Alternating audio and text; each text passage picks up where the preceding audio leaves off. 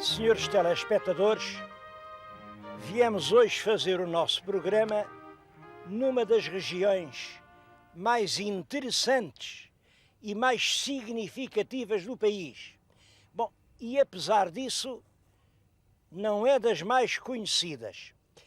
Começa logo por aqui, é uma região que não tem nome. Não tem nome. Eu vou tentar descrevê-la, peço aos meus telespectadores que tenham diante dos olhos assim um mapa de Portugal. Vem o Rio Tejo, vem a fronteira de Espanha. Ora bem, os três concelhos que ficam entre o curso horizontal do Tejo e a fronteira espanhola, e que são os concelhos de Castelo Branco, Idenha Nova, Penamacor, formam uma unidade sem nome. Se eu pudesse pôr-lhe o nome, eu punha. Eu chamava isto a Egitânia.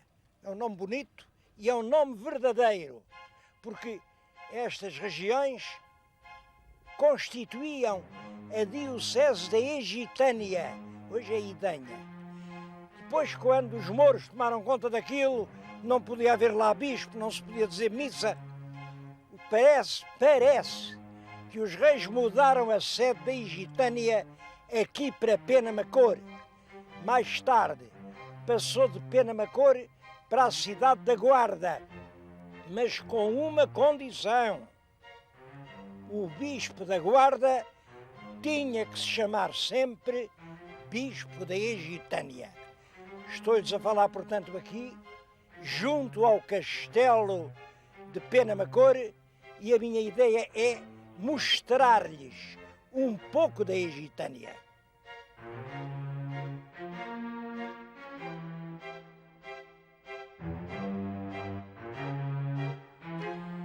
O nome de Penamacor tem a ver, claro, com pena, e pena é penha, é um afloramento rochoso. Aliás, isso é muito corrente em Portugal. A Penamacor, pena fiel, pena firme, pena joia. Há muitas penas. A joia aqui a 2 passos, pena Garcia. Ora bem, são portanto rochas que serviam para defesa. Não há dúvida que em todas estas penhas havia fortalezas. Até aqui o povo canta uma cantiga bonita. Venho de Penamacor, vou para Penha Garcia e ando de pena em pena pelos teus olhos, Maria. Bom, as cantigas populares aqui são muito bonitas. É certo que isto era muito povoado na época romana. É certo que na época romana havia aqui explorações de ouro, e eu julgo que a grande densidade da presença romana no século I e II a.C. vem do ouro, densidade e riqueza, porque têm-se encontrado aí, infelizmente têm sido vendidas, peças de prata muito belas. Portanto, era uma terra rica, veio o ouro, depois com as invasões bárbaras isto caiu tudo em bocados, vem o Islão, mas esta, reparem, estou exatamente na parte que separa o país islâmico, o país das planícies, do pão, da charneca, do sul, do país do norte, o país da montanha, o país rude, do granito e do centeio. É aqui que passa a divisória. E, portanto, era aqui que tinha que haver uma fronteira. Sabemos que o rei Dom Sancho I, no ano 1209, portanto no princípio do século XIII, concedeu um fural aos povoadores de Penamacor, deu-lhes regalias e garantias para virem morar para aqui. Isso quer dizer, naturalmente, que isto tinha poucos habitantes ou nenhuns, mas há um ponto importante, é que esses furais de povoamento são geralmente dados a terras que se sabia que in illo tempore tinham tido povoação. Era o caso de Penamacor. Ninguém sabe até a origem da palavra Penamacor, porque Pena fiel, compreende-se, fiel. Pena firme, compreende-se, firme. Pena Garcia, claro, havia um Garcia. Agora, Macore, Pena Macore. Há quem diga, bom, naturalmente vivia aqui um senhor chamado Macore. Disparates, não podemos imaginar nada disso. Só temos que aceitar que não sabemos. Há muitíssimo tempo, que no tempo do Dom Sancho, já isto chamava Pena Macore. Muito antes dele, por alguma razão, a palavra Macore, ou alguma palavra que antecedesse, mas as palavras depois foram sendo modificadas, torcidas, alteradas, deformadas, transformadas. E sabemos lá de onde é que vem Macore. Olhem, até pode vir de Mercúrio, por exemplo. Até pode vir de Mercúrio. Nunca ninguém diz isso, mas até é possível. Mas não sabemos. Há só uma terra, Pena Macore, muito antiga, como ainda hoje se vê. Eu peço aos meus telespectadores, olhem-me aqui para estas casas, mais ou menos em ruínas. Isto é o núcleo medieval da vila de Pena Macore.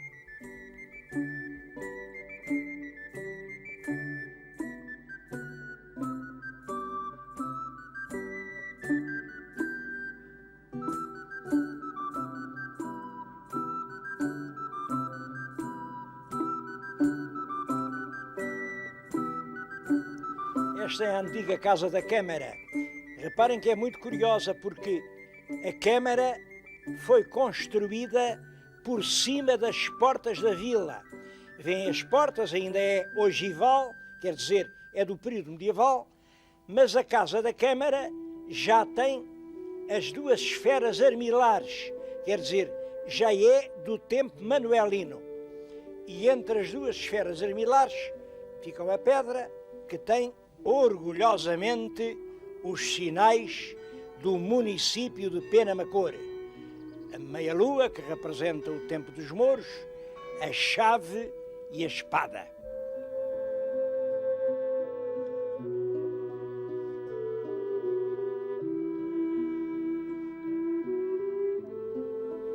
Mas tenho a impressão de que foi na segunda metade do século XVI que Pena Macore atingiu o seu período mais notável. Numa dessas ruazitas pequenas que vêem, numa casa que hoje não sei qual foi, nasceu em 1699, portanto, já no fim do século XVII, um jovem a quem chamaram Francisco Nunes Ribeiro Sanches. Eu estou-lhes a falar junto da estátua dele. Tem ali o lugar, a data do nascimento, 1699, aqui a data de 1783, nasceu em Pena Macore, morreu em Paris. Ribeiro Sanches era filho de cristãos novos, diz-se que foi por isso que ele não pôde viver em Portugal. Os cristãos novos eram constantemente objeto de perseguição, de desconfiança, de suspeita. Ele era um homem, ele foi para Coimbra, formou-se em Coimbra, queria estudar, queria saber e, principalmente, era um homem que gostava de pensar. Ribeiro Sanches diz aqui, foi um grande médico, chamam-lhe médico e cientista. Eu acho que foi essencialmente um pensador. É um homem que pensa o mundo moderno. Tenho nas mãos um dos seus livros, As Cartas sobre a Educação da Mocidade, em que ele pensa que é essencial preparar a gente nova para um mundo novo que está a nascer. Ele não se enganava.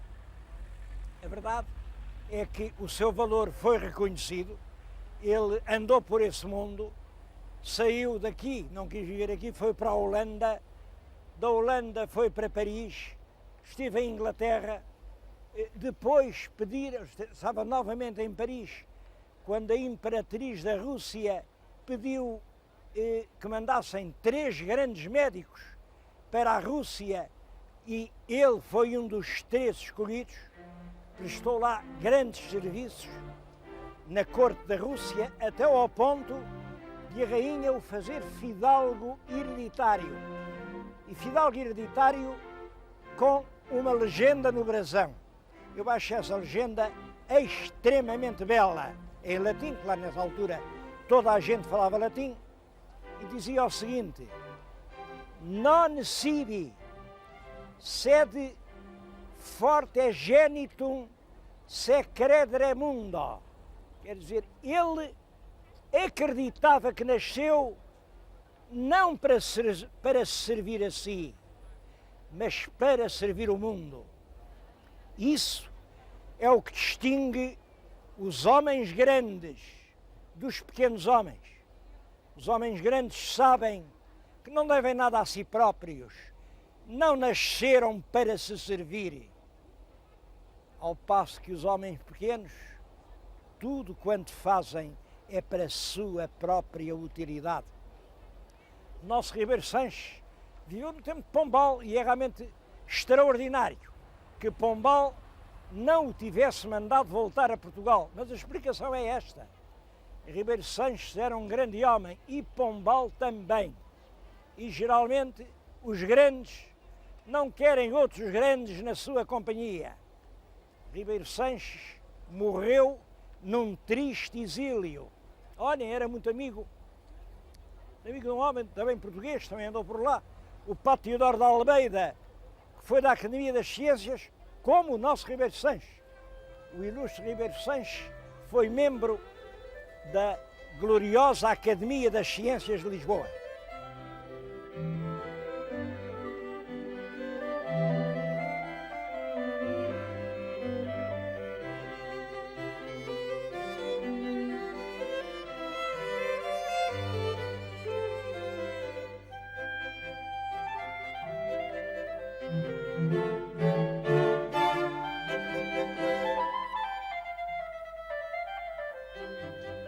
Existe em Penamacor um outro monumento que justifica alguma reflexão. É esta homenagem ao conselheiro Jacinto Cândido.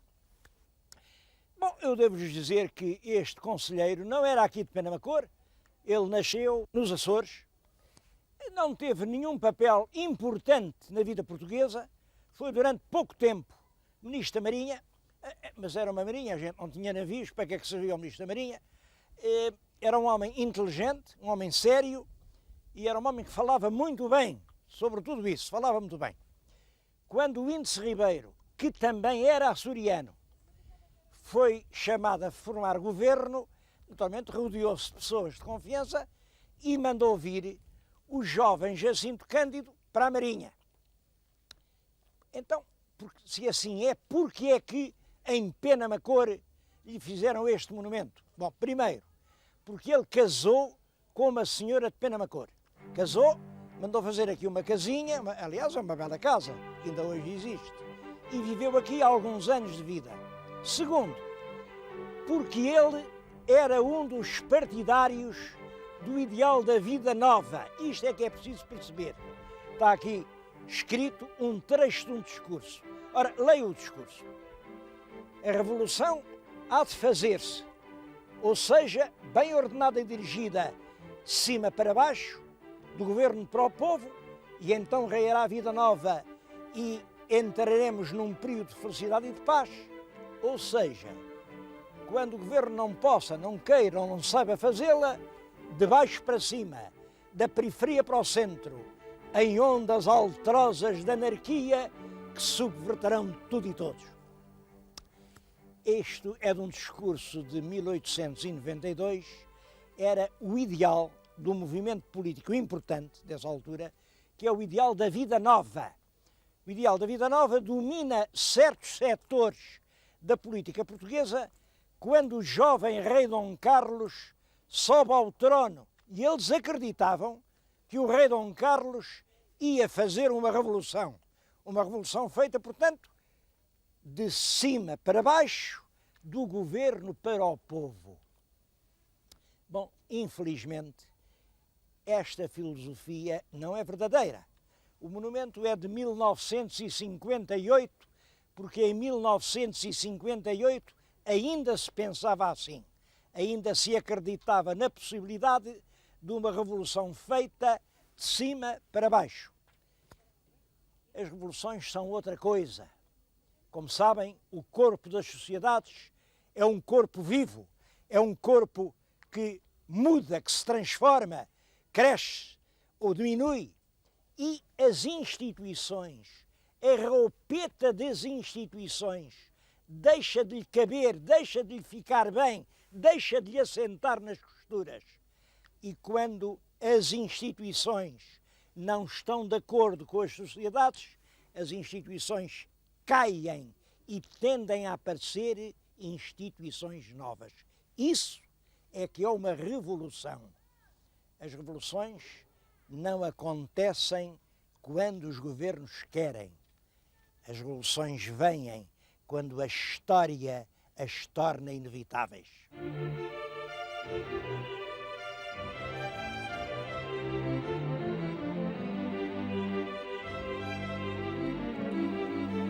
Relaciona-se com isso o episódio que lhes vou contar. Já viram que agora estou noutro lugar, estou no museu. Isto era um antigo convento de frades dominicanos e hoje é o museu. Um museu muito interessante, mas também já foi um quartel. Quartel porque havia aqui uma unidade militar, e nessa unidade é que se passou o facto que eu lhes queria contar. Era um costume muito antigo no exército, quando os soldados faziam, enfim, certos atos que não fossem muito graves, davam-lhe umas chibatadas com uma vareta de junco. O junco não podia ser mais grosso que um dedo, e davam-lhe as varadas. Era um castigo cruel, claro, mas isso vinha de há muito tempo e ninguém se lembrou de acabar com isso. Ora bem, em 1848 é já uma data moderna, é já muito depois da Revolução Liberal. Estamos na época do Costa Cabral, estamos na época do Fontes Pereira de Melo, estamos na época do Herculano, do Garrett. Em 1848, aqui em Penamacor, houve um princípio de insubordinação de uns soldados. Houve queixa, conselho de guerra, e condenaram 5 rapazes a receber o tal castigo das varadas. Só que aqui em Penamacor não há juncos. Então, em vez de juncos, resolveram arranjar varas de marmeleiro, grossas. E a pena mandava aplicar a cada soldado 1500 varadas de marmeleiro. Bom, começaram a malhar nos rapazes. É claro, os rapazes caíam sem sentidos, sangravam por todos os lados, até que, quando chegou a 800, os médicos que assistiram disseram: alto, é impossível fazer mais, porque assim morrem. Bom, assim morrem, 2 já estavam mortos. Um terceiro morreu uns dias depois no hospital. E os 2 outros sobreviveram, mas completamente inutilizados para toda a vida, com os braços tortos, as pernas retorcidas e até com, enfim, coitaditos, eram farrapos humanos. Esse crime, porque isso é um crime, é evidente, teve o condão de chamar a atenção do país para o disparate que estava em aplicar, na época contemporânea, um castigo que vinha de tempos medievais. E, finalmente, lá saiu a lei que proibiu a aplicação dos castigos corporais nos nossos soldados. Hoje, como vêem, isto é um museu, tem muita coisa muito interessante. Tem ali um conjunto de pedras romanas que são significativas por isto. Cada uma delas representa a libertação de um escravo. Veio para aqui escravo e fez-se homem livre. Tem aí belas estátuas do século XV, do século XVI, tem alfaias agrícolas. Acho muito curioso aquele São Jorge. Aquele São Jorge, até 1910, saía todos os anos montado num belo cavalo na procissão do Corpus Christi e representava os artesãos de pena-cor, que eram muitos. Bom, há muitas outras coisas. Há, por exemplo, uma coleção de armadilhas de caça. Eu queria lhes mostrar uma armadilha da caça ao lobo.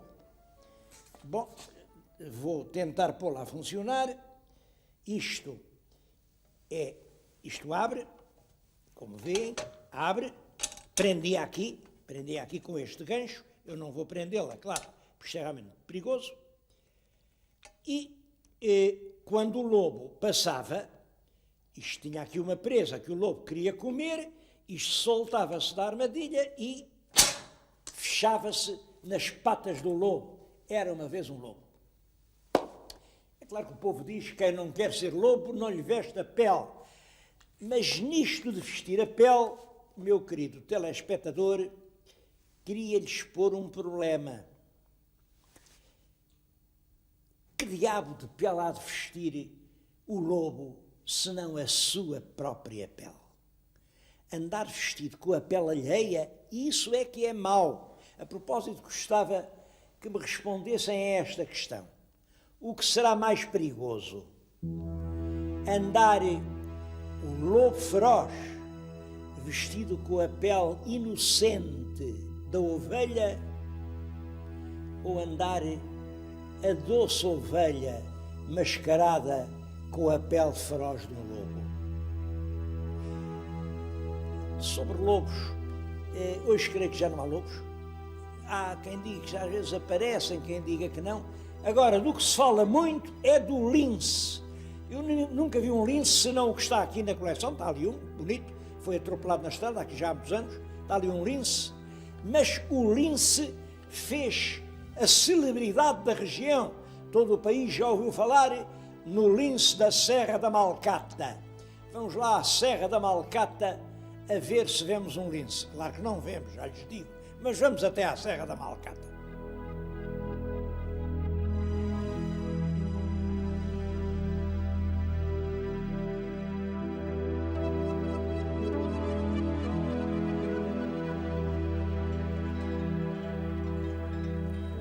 Bom, e aqui estamos nós, na reserva, no centro da reserva, a este sítio chamam o Alto dos Sete Conselhos, porque quem olhar à roda avista o território de 7 concelhos portugueses. Naturalmente Penamacor, o Sabugal, a Guarda, a Covilhã, o Fundão, a Idanha, são 7 concelhos, além daquelas terras para além, que já são terras de Espanha, portanto um grande mirante. É evidente que não estamos a ver lince nenhum, porque o lince é um animal, são raros, são muito raros. Há mesmo quem diga que nunca ouviu. Os camponeses dizem, não, qual lince, nunca vi lince nenhum, mas os cientistas que administram o parque garantem a sua existência, embora em pequeno número. E uma coisa é certa, o parque foi feito, a reserva natural foi instituída no ano 1981 para proteger o lince ibérico. O lince, que é uma espécie em vias de extinção. Bom, o lince é um felino, é maior que um gato, com certas semelhanças, realmente diferente, carnívoro, e alimentava-se de coelhos. Os coelhos estão a desaparecer, como toda a gente sabe, por causa da caça, por causa das epidemias, e sem coelhos não há linces. E, portanto, tentou-se aqui estabelecer o hábitat ideal para a sobrevivência de uma espécie que é preciosa, porque já é muito rara. Sobretudo, há opiniões sobre esta questão da reserva natural, porque isto tem ainda 16.300 hectares, quer dizer, mais de 160 quilómetros quadrados. É, portanto, um largo espaço do país consagrado ao lince. Bom, os ecologistas mais rígidos dizem que é absolutamente necessário proteger o lince e, portanto, tem que haver aqui um limite completo, tem que se proibir todas as invasões humanas, manter aqui um habitat totalmente natural. Há a posição contrária, há quem diga, então, mas agora por causa de meia dúzia de animais que não se sabe se existem, se não existem, estamos a prejudicar as populações, a asfixiar as aldeias. Bom, e há uma posição intermediária, que é esta. Bom, nem tanto ao mar, nem tanto à terra, uma serra destas, que realmente é bonita, pode, ao mesmo tempo, constituir o habitat ideal para essas espécies em vias de extinção, que não é só o lince, e ser um atrativo turístico, também com cautelas, sem permitir turistas selvagens, devastações, mas ser um parque natural e não uma reserva. É a posição intermediária. Eu o que é que penso? Bom, o meu telespectador já me tem ouvido em situações assim. Olhem, vêm-me sempre palavras da Bíblia. A Bíblia não fala em linces, mas se falasse, diria assim: Deus criou o lince por causa do homem, não criou o homem por causa do lince.